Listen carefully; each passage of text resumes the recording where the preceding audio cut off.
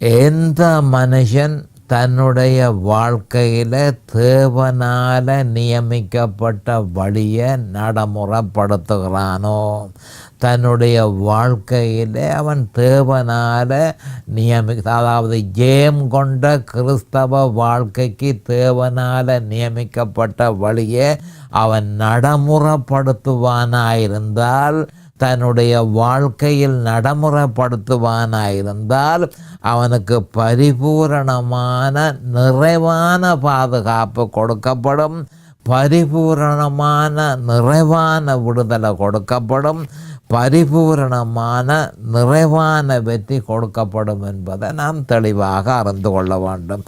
இது வாக்கு தத்தமாக கொடுக்கப்பட்டிருக்கிறது. அப்போ அந்த வழி என்ன? லூக்கா 9:23.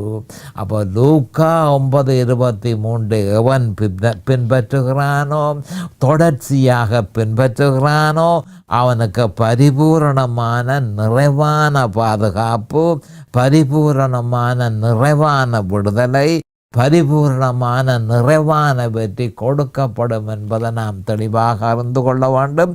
லூக்கா 9:23 தெளிவாக என்ன செய்ய வேணும் என்பது சொல்லப்பட்டிருக்கு. ஒருவன் என் பின்னே வர விரும்பினால் அவன் தன்னைத்தான் வெறுத்து தன் சிலுவையை அனுதினமும் எடுத்துக்கொண்டு என்ன பின்பற்ற கடவன்.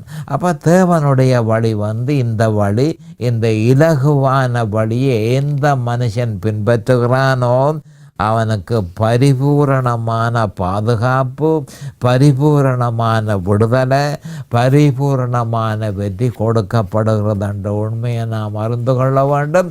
அப்போ லூக்கா 9:23 ஜெயம் கொண்ட கிறிஸ்தவ வாழ்க்கைக்கு தேவனால் நியமிக்கப்பட்ட வழி என்பதை ஒவ்வொரு கிறிஸ்தவனும் தெளிவாக அறிந்து கொள்ள வேண்டும்.